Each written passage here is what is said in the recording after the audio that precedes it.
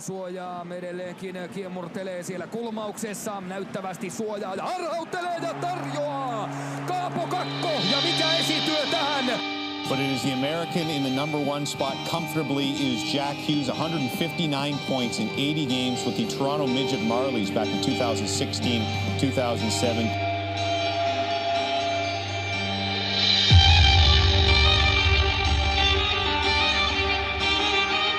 Krebs has it near side. Let's it go! Krebs scores! It into the USA zone. Brought out by York. Right wing over the Minnesota line to Jack Hughes. Into Zegras. Teed up. Score! In USA. Calgary zone. They got a 3-on-1. Doc to the trailer. Here's a shot. Fandon. That's back to Doc and he scores! A broken play that works to perfection. Och den långa passningen. Då Karlsson fram till Lander och det är 3-1. Ellison comes all the way back out. Colin Tyson can move in. He winds it up and Knight grabs it with his catching glove. Another save for Spencer Knight. USA back. Turcotte left wing. Stutter step. Moving out in front. They score! Turcotte set it up. The score twice. The game comes busting in. He scores! What a goal by Vasili Podkolzin! And he has become... Johansson, nytt skott. Höglander finns det framför mål och trycker dit den. Ja, Simon Johansson. Alright, hi guys. Welcome to the first episode of my Tealcast. My name's Jasper. I'm going to be talking about prospects, college hockey recruiting, college hockey itself, especially the Big Ten and some of the other big schools. And so this is my first episode. It's going to be a little bit different than normal because I'm going to introduce myself, what I'm doing, my new website and all that. Then I'm also going to be talking about the draft. Obviously the draft only takes place once a year, so it's not going to be the typical format. And I'm not going to go too in-depth into the draft on this episode because I just wrote a ton about it on my website. You can check that out at otb.substack.com. And so let's just jump right into it. So as I said, my name's Jasper. I used to cover the college hockey scene pretty extensively, and I ended up getting pretty burned out. I got a whole bunch of people that were working with me at the time, and I ended up getting really caught up in the kind of non-hockey stuff, managing people and coordinating things, and that really drained a lot of my enthusiasm for the process and not being able to watch games as much as I wanted to. So I took some time off, and I'm back and refocused. I spent the last season prepping, just watching games and practicing writing about hockey, refamiliarizing myself with the player pool and so on. What I did in the past, I basically tried to follow the recruiting game wherever it went, and that took me down to some of the younger players in the country. But luckily, the recruiting changes have come in, which basically means that the colleges are not supposed to be recruiting super young players anymore, which seems like a perfect opportunity to kind of flip what I was doing before on its head, and I can focus on the older players who are actually playing college, as well as the recruits who are close to actually playing in college. And it seems like ostensibly the 17, 18-year-old players are going to be even kind of hotter commodities from the college hockey recruiting standpoint, whereas in the past, all of them had commitments well before their pre-draft year most of the time. So I'm looking forward to covering that pretty extensively as well. And I will also go back to some of the stuff that I used to do in the past. I will be focusing on the USHL, and as it's the top junior league in America. But I will also be looking at the high school leagues, amateur hockey, that kind of stuff too, as long as time allows and I have some attention span for it. So I'm looking forward to covering all of that. I'll still pay attention to the younger players. Obviously, the hockey world is so small, you end up hearing about especially the best guys. And the Big Ten is no stranger to the early recruiting. There were a lot of schools that got in their early commits just before the rules changed, and I think the Big Ten was no stranger to that. So I spent the last couple months really focused on doing the NHL draft because I did my first ranking, and that took a lot of time just because I do have a lot of respect for the process, and it was my first time doing it, so it was a learning experience. I never really focused on the NHL draft before, and this year I'm probably not going to spend the entire year focusing on the draft. I'm just going to kind of do it as I write about hockey and other stuff like that. I didn't end up finishing my ranking until late May, which I really preferred because I think that the draft, they take the kids pretty young, and what happens later in the draft year is pretty critical for me. That's my impression from doing it one time. So yeah, if you like college hockey recruiting, Big Ten, or just hockey in America, I'll be talking about that. I'll also be talking about scouting, player evaluation. I'm basically self-taught as far as scouting goes. I decided when I was 15 that there was never going to be any future as far as playing the game. So I just started to manage teams and got internships with scouting companies. Then I obviously started my own website, and that's kind of where I'm at now. So I'll be talking about that. You always kind of have to be growing as a scout. You're always learning, if you want to get better. So scouting is one of those things that almost everybody seems interested in, and I'm definitely going to maybe try to bring on some other scouts or talk about that whole process and how I form my opinions and things like that. What else? Why is my new stuff called Teal Hockey? I like the Over the Boards name and brand, but it's gotten a little bit old for me. I also had a lot of other people using it, and I think since now it's just me, I think it helps to clarify.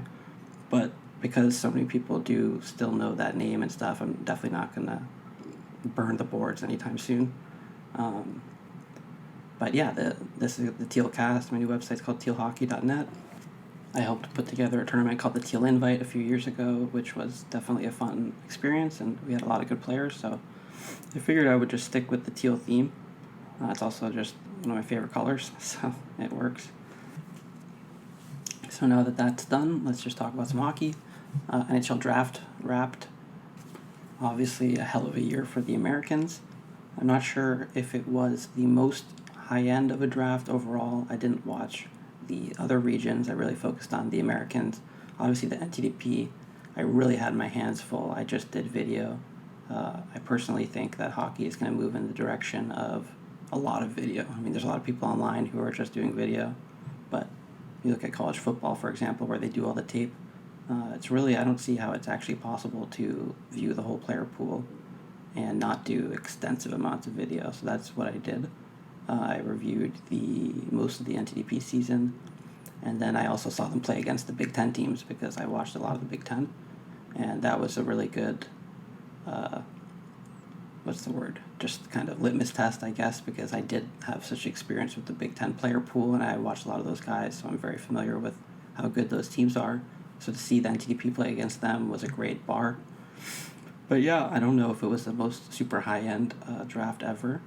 There were some really exciting prospects, but they take these kids at a very young age, and they're far from what they're going to be. So it's a lot more like gambling to me, and we see who the best gamblers are come draft day.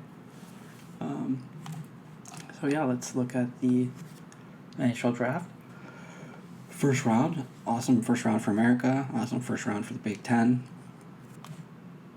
I don't think it's likely that we're going to see a team quite like this national team was for a long time, if ever. It was also just an absolutely bizarre team to watch for me, considering this was my first year really doing this, and I've watched some really loaded teams in the past.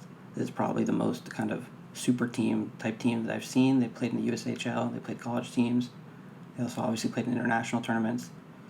In the USHL, they were playing against some teams that had some good prospects, some teams that are really good, and then some teams that have almost no prospects, whereas the NTDP had like 10 to 15 prospects, and it really didn't seem like much of a challenge for them. It almost didn't even feel like I was watching a real game. It was like just these kids are having fun out there, and I don't know what to make of that. Obviously, you can't knock a team for being too good, but I just think that it added a lot of risk to the entire profile of this prospect group. I think that there are guys, I think if Jon Beecher had played on a team where none of these players are at, he might have gone really high. Same thing for Caufield or something else. Another thing that I think could have affected the draft stock is that they didn't do incredible in international play. They did pretty well, but they didn't win their ultimate goal, which is to win the U18 Worlds. So I think that stuff like that factors into why Caufield could drop to 15. Obviously, he had some risk as well, but I do think if they had dominated the U18 Worlds, it would have been different. But obviously, it didn't affect Jack Hughes' draft stock enough to have him move down. And the team itself was absolutely record-breaking. Talking about Hughes was a funny year. I watched so much Hughes, I probably got overexposed to Hughes. and the Hughes family in general, because I watched a lot of Michigan too. They had Quinn. I also watched a little bit of Luke Hughes, their younger brother. So yeah, I watched a ton of the Hughes family, and trying to watch all of these prospects on the NTDP, I would say I definitely got overexposed to Hughes. I watched probably almost every game of video that I could. Not necessarily trying to watch him, because at some point you have a sense for what he is, but trying to watch all the other players. He had a lot of ice time on that team. He's got just incredible skating ability, as everybody said, super playmaking ability. For me, I guess the only concerns would be that I don't know if he has that kind of killer instinct when it comes to goal scoring, and if his actual goal scoring tools are there at an NHL level against NHL goalies. I do think somebody at his talent level, it's not that playing for the NTDP was a bad choice or anything like that, but I'm concerned about the step from playing with an all-star team against teams that are like in the USHL, or even when they play college teams, sometimes it's a backup goalie in college, or how hard are they really playing, or do they have other guys in the mix? It's an interesting bar to see them play against college teams, but somebody like Kaapo Kakko played against men and dominated. It's a lot easier to project for me. But Jack Hughes also, I just don't think he's physically mature enough to play pro this season. This past season, I mean. This season, I am slightly concerned about pushing him right into the NHL, because I think confidence is a huge part of a player's game, and there's no way that he's going to be able to do what he did this season, next season in the NHL. It's just not. It's logically impossible, and that's going to be a big adjustment. So it's not like I don't think he can tear up the NHL someday, but he's going to have to go there, and I personally like to see somebody take a step. I think it would be super cool to see him play in Sweden or something like that. Just take a year, work on your game, and come in on your ELC ready to destroy. But he obviously is a first overall pick, so I don't think that they're going to let him do that. And I don't think he wants to do that, which is fine. I respect him for taking the challenge. I just really hope that it works out and that we don't see one of our top American prospects have his development bumbled. So that's kind of my take on that. I think he's going to be a hell of a player, especially on the power play. Any situation where the ice opens up a bit, I think Hughes could just take over. And he's obviously extremely well suited. Everyone talks about the new NHL speed skill. That's like Jack Hughes. So Kaapo Kakko, like I said, I think Kaapo Kakko had a hell of a year. 3 for 3 international tournaments. He's huge. Huge, whatever. He's pretty big. He can move well. Passes the eye test. Like, really passes the eye test. He's exciting. I just think this guy is going to be a star pretty quickly. I think he's going to be a big piece for the Rangers. I also think, in a way, that he has some really interesting traits down the middle. Like I said in my article, I think Hughes actually could be more interesting on the wing, kind of like a Marner-type player. Not quite the same, but similar. And I think Kaapo Kakko has a really interesting upside at center, because I just think big centers who can really play like that don't grow on trees. But he's also obviously got some real upside on the wing. Number 3 was Kirby Dach. Number 4, Bowen Byram. These two I really didn't spend a lot of time watching this year. Like I said, I had my hands full with the NTDP, so I focused on them. Let's go to number 5, Alex Turcotte. Turcotte went to the LA Kings. Turcotte was, my favorite player to watch on the NTDP, and it wasn't really close. Hughes is a pleasure to watch whenever you do, but at some point you're like, yeah, I get it. Hughes can really skate. He can make plays. Turcotte was injured, and he really tried to make the most, and he did make the most out of the games that he played. He's skilled. I think it was Coach John Wroblewski who said he's sandpaper and silk, which is great. I totally agree. He's just a total competitor. There was an article. They called him, his old coach for the Chicago Mission, Gino Cavallini, called him a rabid wolf. I think that's another great example. He's somebody you like to watch off the puck, because he's getting after it. He's trying to get the puck. He's purposeful with the way that he plays around the puck. What he lacks is kind of those big, athletic, glaring earmarks. Like he's not a 6'3" center who just blows you away with his skating and just going to blow your doors off.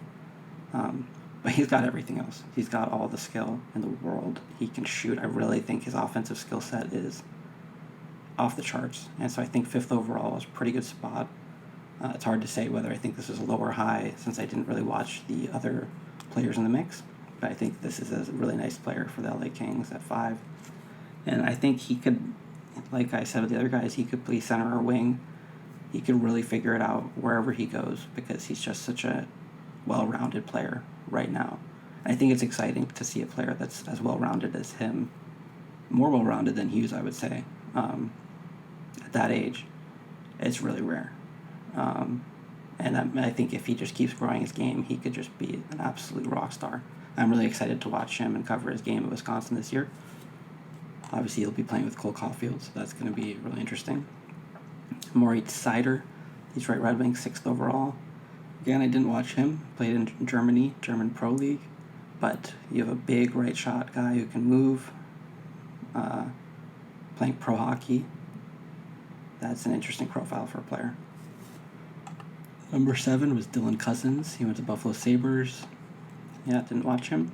Philip Broberg, Edmonton Oilers. Didn't watch him.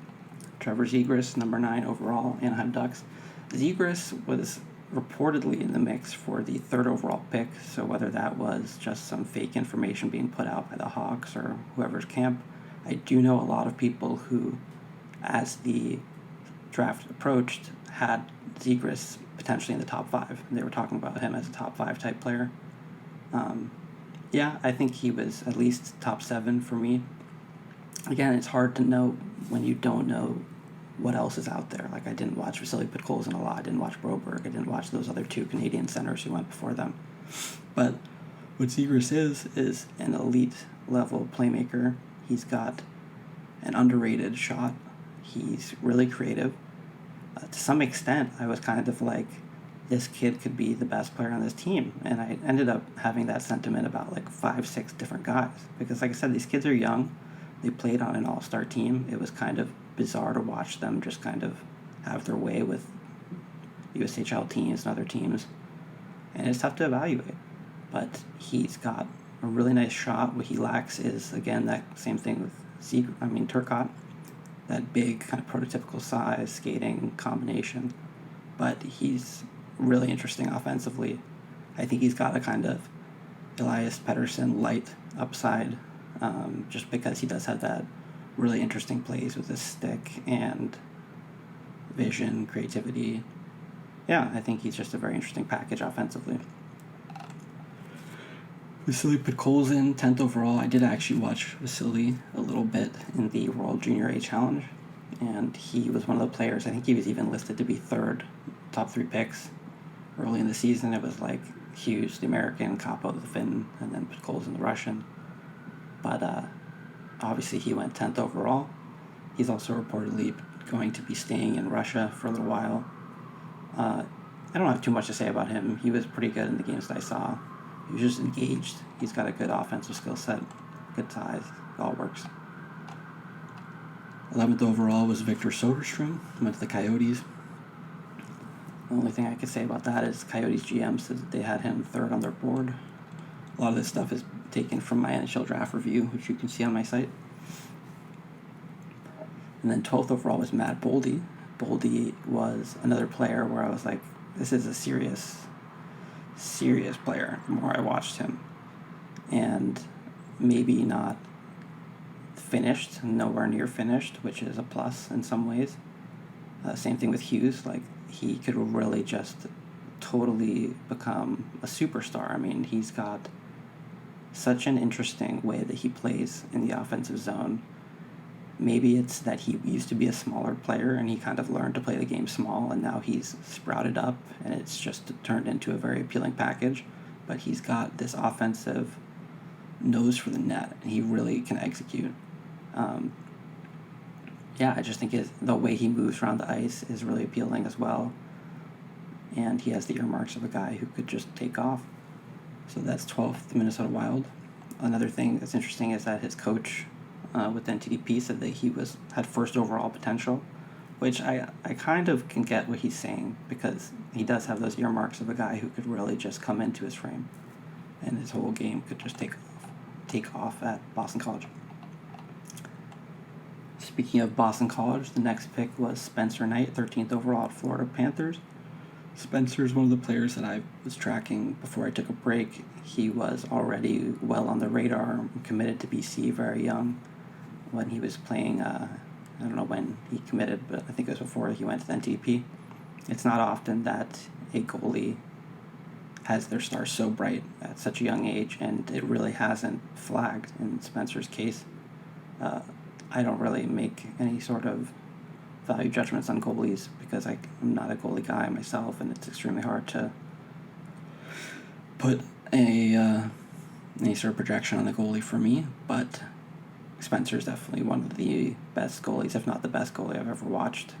And I did watch a lot of him this year just because I was watching the NTDP, and he's just so poised, so good at what he does, kind of Carey Price-esque. And for me, Price is, for everybody, but I really love Price's game and the way that he plays the game.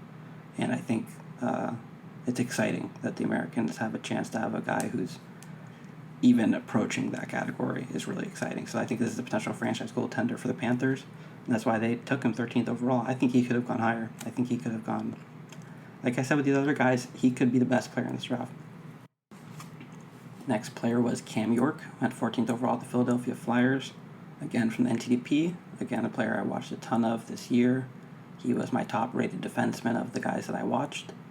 He's really got a game that is suited to the quote-unquote new NHL. He's got that mobility and offensive confidence, offensive skill set where he can make things happen. And he's not necessarily the kind of liability that other players are. He can take some chances for sure. That's part of being an offensive defenseman. But he's a lot more heady than I think people even give him credit for a guy that's 14th overall pick. So that's an interesting pick. 14th overall to the Flyers. 15th overall to Montreal Canadiens is Cole Caufield.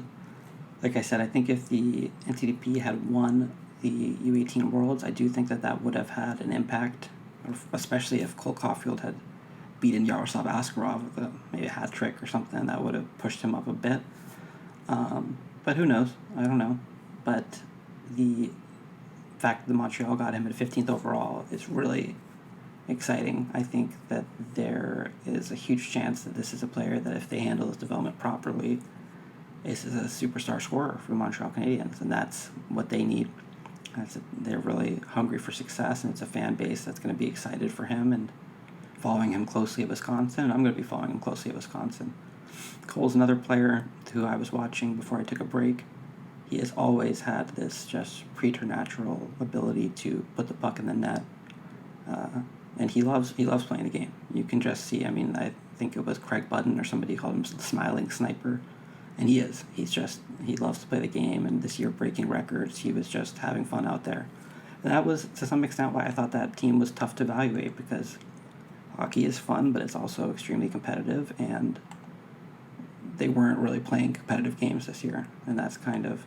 And then when it came to play competitive games in the international play, they didn't kill it. They did well, but they didn't win the whole thing, which is supposed to be the best team ever. So that's kind of my take on that. I think they still have a lot to prove, like most prospects do. The next NCAA-type prospect, I'm going to start skipping names here now, is Alex Newhook. He went to the Colorado Avalanche at 16th overall. The Avs obviously got a really high-end player in Bowen Byram at number 4. And then at 16th, they had a really skilled, speedy center in Newhook, who has skating, processing speed, offensive upside. He's going to be at Boston College too, so that's pretty insane. 3 first-round picks for the Eagles. Obviously, the BU fans will be not forgetting that they had their player go first, but I think you have to give it to BC. They had the goalie, 2 first-rounders, and they all went relatively early, top 16. Let's skip to the next American, Jon Beecher. I said that this is probably my favorite pick in the draft, and it really is, because he's a big kid who was kind of underlooked, maybe, on this NTDP team. As the year went on, I don't think he actually was. Obviously, he went in the first round, but he didn't have anywhere near the hype. And I think it's just the fact that people almost didn't want to believe that this team was as good as it was. They couldn't believe that there's 7 or 8 first round type guys, but there were. Alex Vlasic could have gone to the first round too. And there are some other players who are really talented who could be very good. But Beecher, I think, if I had to pick a guy who's like not in that upper group, who's going to really impress people, it's him. Because he's a big center who can skate. I mean, he could also probably play wing too. He's got offensive upside. He just wasn't the guy for the NTDP, so he showed what he could do in a secondary role, which is like just another credit to him. I just think he has a really nice athletic upside. I think the idea that this kid went at 30 is pretty crazy to me. I think he would have been an interesting pick at 16, 17, 20. Well, you never know. I mean, this could be one of the best players in the thing. I also think he's an interesting player come playoffs. I think he's got the size and the sort of profile that could really help the Bruins if you think about how he projects down the line. He's kind of similar to Trent Frederick, who was another big forward out of the NTDP, who played for Wisconsin, that the Bruins got back in 2016. So yeah, I just think Beecher's a really exciting prospect, and Bruins fans should feel really happy with that pick. The last pick of the first round was Buffalo Sabres taking Ryan Johnson. Johnson was the only American not from the NTDP to go. He won a Clark Cup title with Sioux Falls this year. He's really poised and patient, good skater with the puck, good at breaking out, hitting his targets. He didn't get to show his offensive side as much. I don't think he was really the go-to guy offensively. Max Crozier was one of those guys for them. He also went in the draft later on. Johnson's going to be playing at Minnesota this year, and he's one of the only guys who's going right into college that I'm not too concerned about, just because his game is really poised, and even though he didn't necessarily destroy the scoring charts this year, that's not really my concern. I don't think that was his role, and I think the role that he played really well. So that's another really interesting pick at 31st overall. I'm not going to talk about the second rounders. I've written a ton about them, like I said. You can check out my website and those comments on those guys. There's a ton of that there. I am going to talk about 2020 draft because everybody already seems to have their lists out, and I think that is kind of part of the problem because they start ranking kids before they've even played a game or their draft year, and I think that's kind of unfair. I really didn't watch any guys for the 2020 draft yet, but I'm just by being around and listening to things, you learn things and you just know things. So who are the guys I'm paying attention to 2020 as of a week after the 2019 draft? Alexis Lafreniere, obviously, center from Canada. There was a whole narrative that it was going to be the number one overall this year, Jack Hughes, against number one overall next year, Alex Lafreniere at the World Juniors. It ended up being all about Kaapo Kakko, so I actually didn't get to see too much of Lafreniere. He had a great year for, I think, his Rimouski of the Q. Offensively, his numbers are pretty ridiculous. So yeah, that's going to be a kid to watch. Alexis Lafreniere, potential first overall. Quinton Byfield is the other guy. I actually have watched a little bit of him. He's a really interesting profile. Skilled, good size. He was Brock Otten's top-rated 2002 prospect out of the Ontario League, and Brock is a pretty thorough analyst of prospects, so I've put his rankings below. You can see the other guys. One of the other guys from Brock's list was Antonio Stranges. He's an American kid. I've heard a lot of people around here talking about him. He's super skilled. I think I'll link his highlights below so you can get a sense of him. As far as the Americans in the United States League, NTDP, etc., like I said, I really had my hands full with NTDP this year. I thought I was going to be done with them in like March or April, and I really wasn't confident in my ranking until early June. So I really did not waste time on the younger kids the way I thought about it. It was wasting time. But one name that did stand out to me, I did watch them, and I also watched other USHL teams play them just to watch the other teams. But one name that stood out to me was Smilanic. I'm not sure if that's how you say his name, but he's a big kid at center, got some pro upside.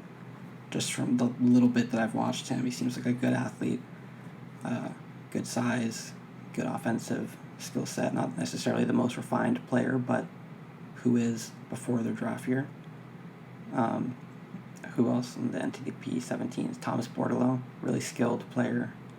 Not necessarily screams pro at you, but the game is getting more skilled, and smaller players are able to have a lot of success.